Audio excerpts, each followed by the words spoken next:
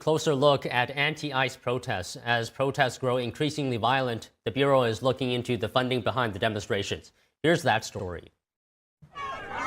The FBI says it's investigating the funding behind violent protests like those in Minneapolis.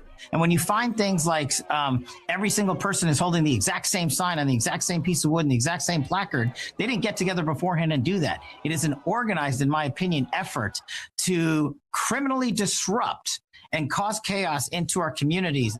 Speaking of Fox News yesterday, White House border czar Tom Homan said various government departments are going to follow the money and find out who has been inciting violence. We're looking at the financials. We're looking at who's funding this, who's antagonizing this, and they'll be held accountable, Laura. We're all over it. The FBI announced a reward up to $100,000 for information leading to the recovery of stolen government property in Minneapolis or the arrest of those involved.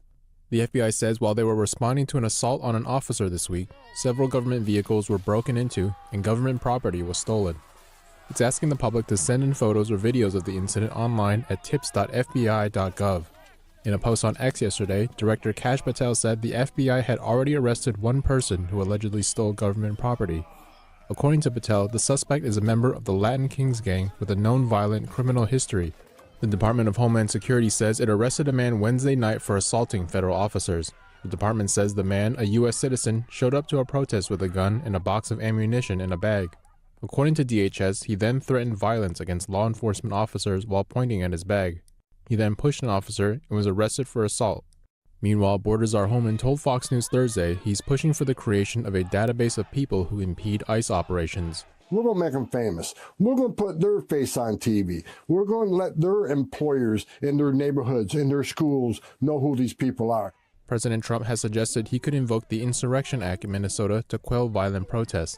The law authorizes the president to deploy military forces on U.S. soil. On Thursday, Homeland Security Secretary Kristi Noem said he has the constitutional authority to do so, but expressed hope it wouldn't come to that. We did discuss the Insurrection Act. He certainly has the constitutional authority to utilize that. My hope is that this leadership team in Minnesota will start to work with us to get criminals off the streets. She said the administration has no plans to pull ICE out of Minnesota.